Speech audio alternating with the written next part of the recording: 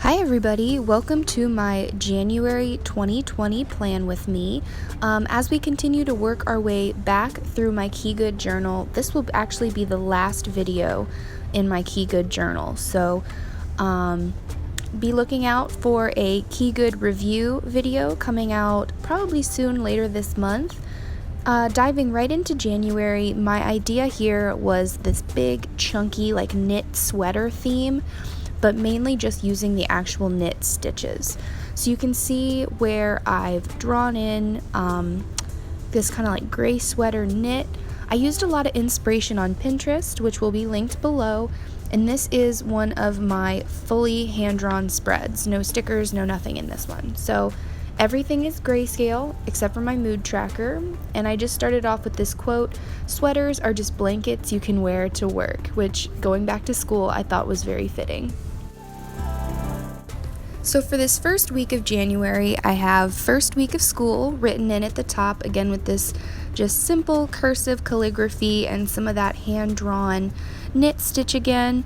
I tried to do some extra drop shadows here just to give it a little bit of extra oomph. And all the pens that I used here will be linked below as well. One of the things this month that I did that was just a little bit different was my mood tracker was fit into the middle of the month.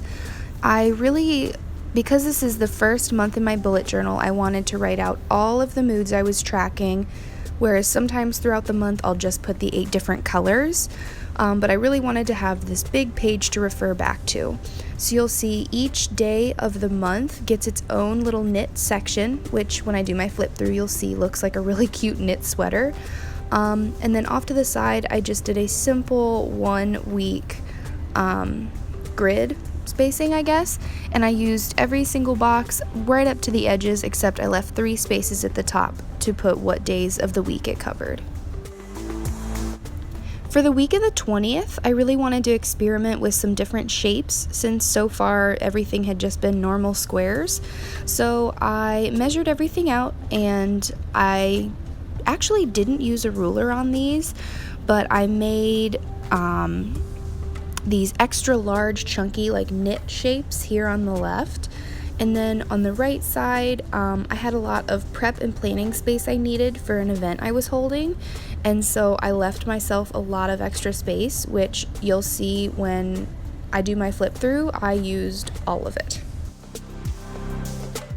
And finally, for the last week of the month, I included this really beautiful quote by Emily Dickinson about hope and birds, and I really wanted to experiment with different sizes and cursive and different fonts and that kind of thing, just because this is completely hand-drawn, so I wasn't putting washi tape on every page to just add a little bit of interest.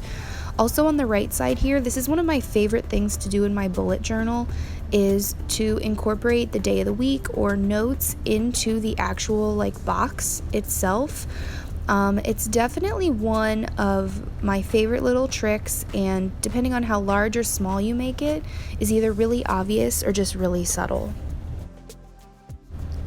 And finally, I have my January calendar. This calendar is just super simple with January 2020 on the top, days of the week. There is one little decorative box down in the right corner here, and then some knit off to the side. Overall, I actually didn't end up using this page a whole bunch just because the way my classes were and the way the semester was, I didn't have a lot of due dates in January. But if you look back to my previous flip throughs, you can see just how busy my calendars get, and this is one of the most important parts of my bullet journal for me as a college student. And now the finished flip through.